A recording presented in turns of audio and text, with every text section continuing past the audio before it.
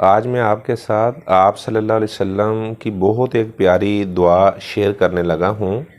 ایک دعا میں آپ صلی اللہ علیہ وسلم اللہ تبارک و تعالیٰ سے 4 چیزوں کا سوال کیا کرتے تھے۔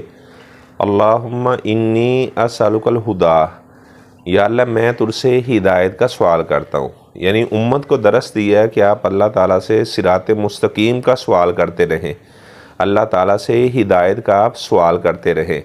اللہم انی اسألک الہدا والتقیٰ، یا اللہ مجھے تقوی نصیب کرنا، میں تجھ سے تقوی کا سوال کرتا ہوں۔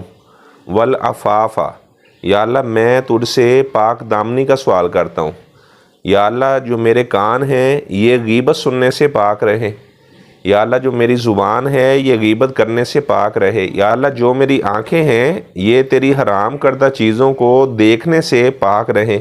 اللہ تبارک و تعالیٰ سے پاک دامنی کا سوال کرنا۔ والغنا، یا اللہ میں تجھ سے مالداری کا سوال کرتا ہوں۔ یا اللہ ایسا نہ ہو کہ میرے پاس پیسے ختم ہو جائیں اور میں کسی کے دروازے پر جاؤں اور وہ پوچھے کیسے آئے اور میں کہوں کہ میں پیسے لینے کے لیے آیا ہوں۔ یا اللہ مجھے کبھی کسی کا محتاج نہ کرنا۔ تو آپ صلی اللہ علیہ وسلم اللہ تعالیٰ سے ان 4 چیزوں کا سوال کیا کرتے تھے۔ یعنی اصل میں درس امت کو دیا ہے کہ آپ اللہ تعالیٰ سے ان 4 چیزوں کا سوال کرتے رہیں۔